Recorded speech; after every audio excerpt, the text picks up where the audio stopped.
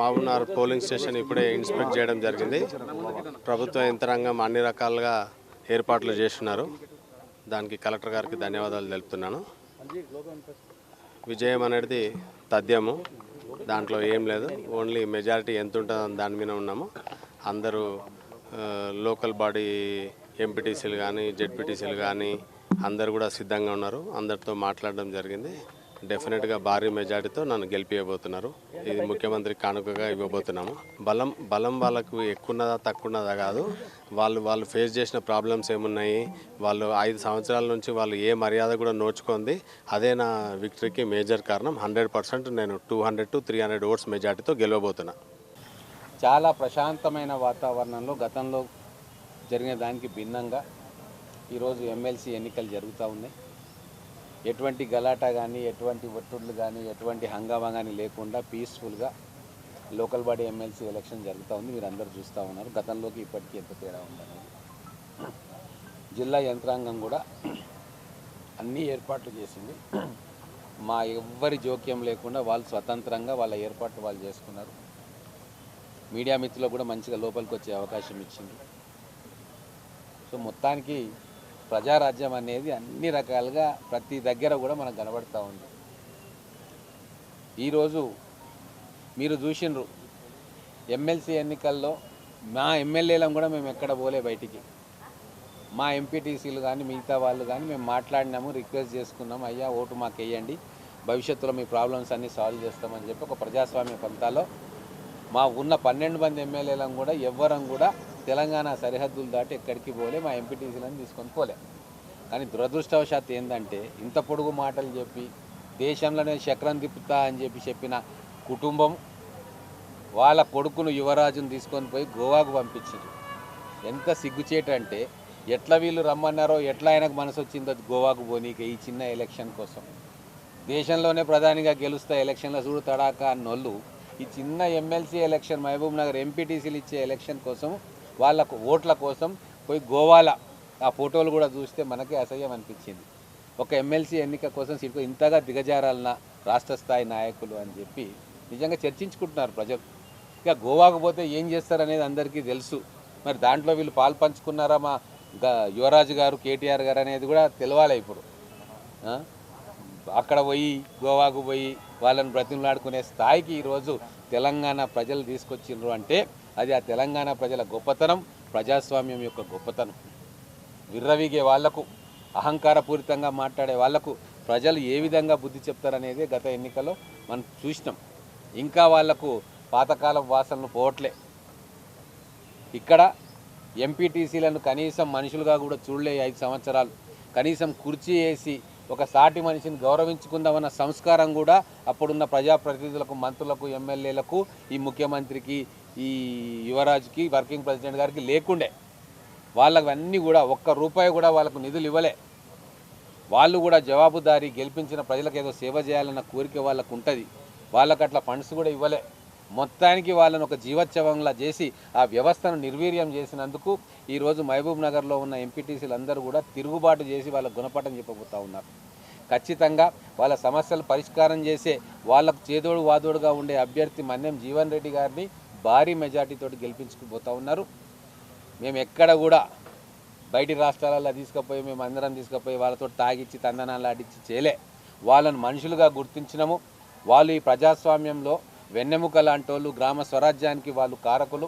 వాళ్ళ వ్యవస్థ బలపడాలని చెప్పి కోరుకొని వాళ్ళని అభ్యర్థించినాము. వాళ్ళు కూడా సానుకూలంగా స్పందించి ఈరోజు ఎమ్మెల్సీ ఎన్నికల్లో భారీ మెజార్టీతోటి కాంగ్రెస్ పార్టీ అభ్యర్థిని గెలిపించబోతూ ఉన్నారు. ఇంకొక విషయం, మా ముఖ్యమంత్రి గారు బహిరంగంగా చెప్పిండ్రు, వాళ్ళకున్న సమస్యలు కానీ, వాళ్ళకున్న పెండింగ్ బిల్లుల సమస్యలు కానీ, వాళ్ళు ఒకవేళ గ్రామాల్లో పనులు చేసి ఆ బిల్లులు రాకపోయినా కూడా ఇక్కడ మన జీవన్ రెడ్డి గారు అది తన బాధ్యతగా తీసుకొని మీకు అండగా ఉంటారని కూడా చెప్పడం జరిగింది. దాని అన్నిటి వల్ల ఎంపీటీసీలు ప్రభావితమైనారు. ఒక మంచి పాలన కాంగ్రెస్ ప్రభుత్వం అందిస్తుందన్న నమ్మకంతో ఈరోజు భారీ ఎత్తున కాంగ్రెస్ పార్టీ అభ్యర్థికి ఓటేయబోతా ఉంది. మహబూబ్నగర్ జిల్లా స్థానిక సంస్థల ఎమ్మెల్సీ ఎన్నిక సంబంధించిన ఓటింగ్ ఈరోజు ఉదయం నుంచి మహబూబ్నగర్ హెడ్ క్వార్టర్లో జరుగుతూ ఉంది. ఈరోజు నేను కూడా ఇప్పుడే దేవరకద్ర నియోజకవర్గ శాసనసభ్యునిగా నా ఓటు హక్కును వినియోగించుకోవడం జరిగింది. కాంగ్రెస్ పార్టీ తరఫున ఈరోజు ప్రముఖ పారిశ్రామికవేత్త మా సోదరుడు శ్రీ మన్నే జీవన్ రెడ్డి గారు పోటీ చేస్తూ ఉన్నారు. అదేవిధంగా టీఆర్ఎస్ పార్టీ తరఫున కూడా పోటీ చేస్తూ ఉన్నారు. మొత్తం 3 అభ్యర్థులు ఇక్కడ పోటీ పడుతూ ఉన్నారు. మేము ఓటింగ్ సరళి ఉదయం నుంచి ఇక్కడ పరిశీలిస్తూ ఉన్నాం. మొత్తం ఉమ్మడి మహబూబ్నగర్ జిల్లాలో 10 పోలింగ్ బూత్లలో కూడా ఈరోజు ఓటింగ్ జరుగుతూ ఉంది.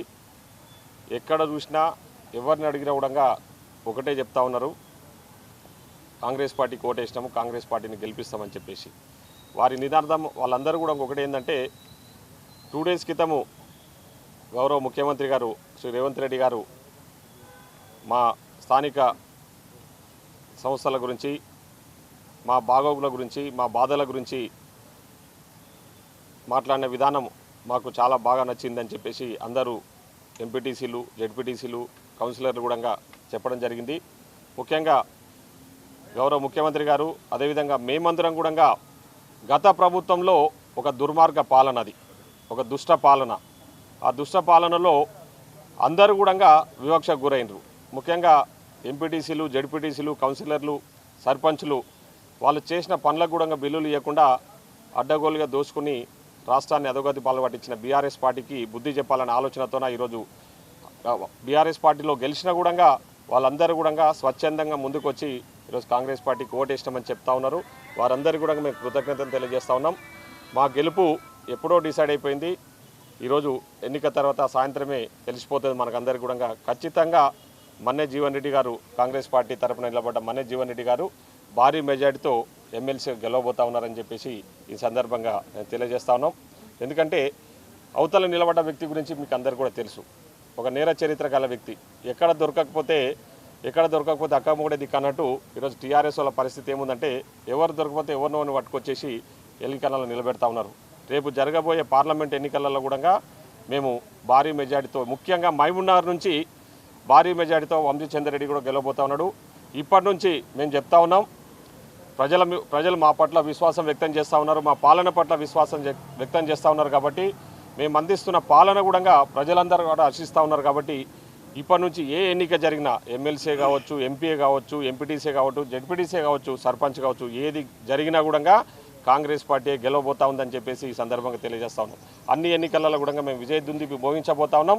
ప్రజలకు మంచి పాలన, ఒక ప్రజాపాలన అందియబోతా ఉన్నామని చెప్పేసి ఈ సందర్భంగా తెలియజేస్తాం. ఈరోజు ఎమ్మెల్సీ ఎలక్షన్ ప్రశాంతంగా సాగుతుంది. మీరు చూస్తే పోయిన గవర్నమెంట్లో అప్పుడు అప్లికేషన్ చేస్తే దారుణంగా వాళ్ళని డిస్క్వాలిఫై చేసి ఏకపక్షంగా చేస్తున్నారు. ఇప్పుడు చూస్తే ప్రజల పాలన, 3 అభ్యర్థులు ఉన్నారు. మొదటి అభ్యర్థి మా మన్నే జీవన్ రెడ్డి గారు, మా జడ్చర్ల నియోజకవర్గం కాంగ్రెస్ పార్టీ అభ్యర్థి. ఈరోజు ఇంత ప్రశాంతంగా జరుగుతుందంటే ఇది కాంగ్రెస్ ప్రభుత్వం ఉన్నందుకే ఇంత ప్రశాంతంగా జరుగుతుంది. లేకుంటే మీకు తెలుసు మహబూబ్నగర్లో ఇంతకుముందు ఎంత రౌడీజం జరిగేదో. ఇక్కడ ఒక ఆయన రౌడీజం తప్ప వేరేది ఏం చేయకపోయేది. ఈరోజు మీరు చూస్తే ప్రశాంతంగా జరిగింది. ఈరోజు ఒక పక్కనేమో క్రిమినల్, ఒక పక్కనేమో సేవాభావంతో ఉన్న మన్నే జీవన్ రెడ్డి.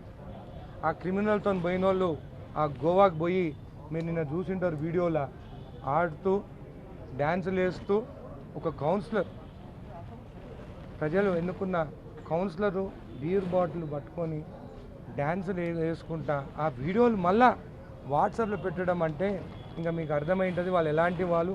ఒక క్రిమినల్తో ఉంటే ఒక క్రిమినల్ ఆలోచనలే వస్తాయి.